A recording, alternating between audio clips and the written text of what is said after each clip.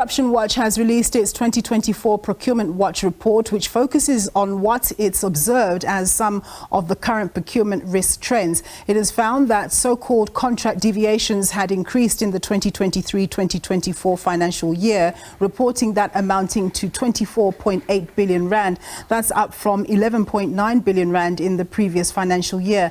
It also recorded an increase in so-called contract expansions, taking the value to 37.8 billion, although this was far less than the 157 billion recorded for the 2022-2023 financial year. Well, to unpack the procurement risk trends that they've been observing, I'm joined by Nicki van Riet. She's the head of legal and investigations at Corruption Watch. Thank you very much, Nicki, for joining us. So before we get into the detail of your report, perhaps you can just take us through your understanding of what contract deviations and contract expansions are, and shed some light on whether they in themselves are bad things.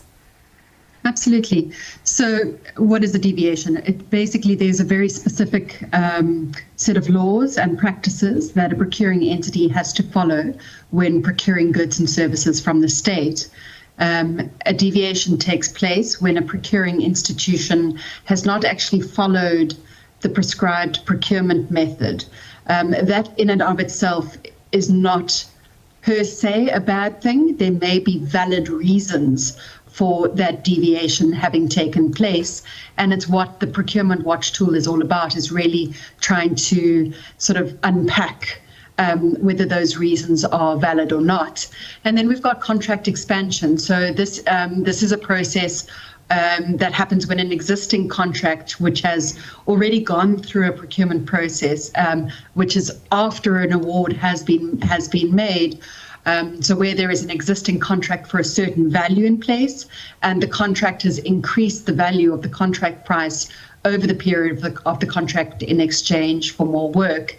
The problem with this arises, of course, under procurement law, is when you're enlarging the contract and spending more money on the contract without going through another professional bidding procedure to make it a fair and competitive process.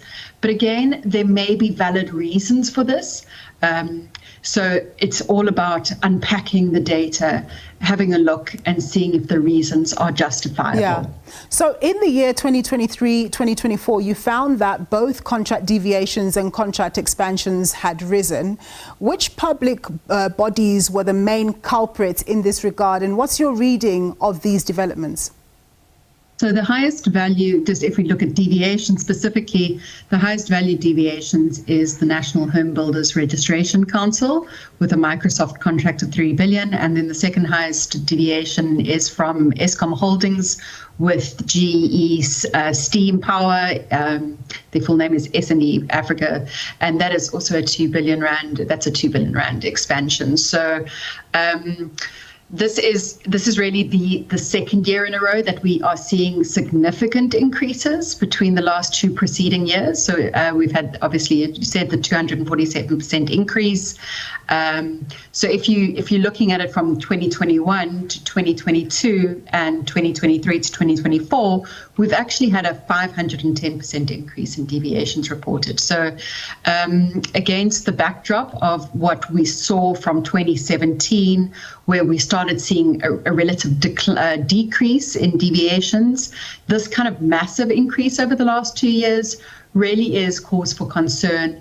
But as I said initially, there may very well be reasons for these deviations, but it certainly warrants closer scrutiny. Yeah. Nicki, just one last question as we're running out of time. We've often heard from finance ministers, especially Tito Mboweni, lamenting the lack of project preparation and maybe the necessary skills for major projects. How much of a factor do you think this plays in these contract deviations and expansions? That's one of the things that Corruption Watch really has spent the last year looking at, and that is the issue of planning.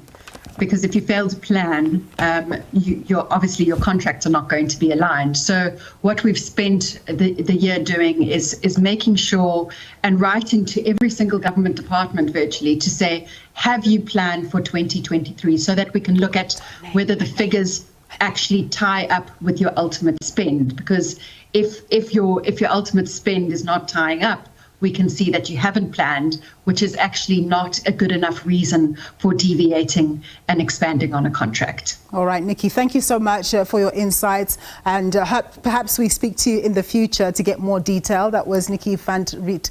She's the head of legal and investigations at Corruption Watch.